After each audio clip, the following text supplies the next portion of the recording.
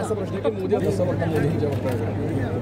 मोदी बेभान झालेले, मोदी घाबरलेले आहे। मोदींना झोली लेके आए ते झोली लेके जाने का समय आ गया है आणि म्हणून अशा बेभान वक्तव्य करून भारताच्या निवडणुकीमध्ये पाकिस्तानचा उल्लेख करणं याचाच अर्थ भाजपच्या पायाखालची वाळू सरकलेली आहे।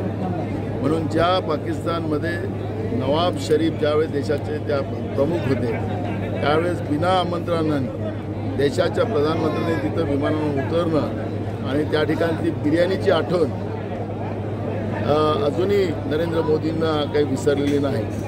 त्यामुळे पाकिस्तानची सातत्यानं आठवण करणं हे त्यांचं दायित्वच आहे। पाकिस्तानशी त्यांचे संबंध आहे, ज्यांचे संबंध असतात तेच लोक वारंवार पाकिस्तानचा उल्लेख करतात। पण पेपरला त्यांच्या ज्या जाहिराती आलेल्या होत्या की इंडिया आघाडी निवडून आली तर पाकिस्तानमध्ये गुलाल उधळला जाईल, हे जे त्यांची जाहिराती होत्या त्याबद्दल आम्ही ऑब्जेक्शन टाकलं।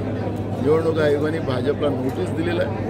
आमचं म्हणणं आहे की हे आचारसंहितेचे उल्लंघन करण्याचं व्यवस्था आहे, त्यामुळे तातडीनं भाजपवर कारवाई करावी ही पद्धतीची भूमिका काँग्रेस पक्षाने निवडणूक आयोगाकडे केली।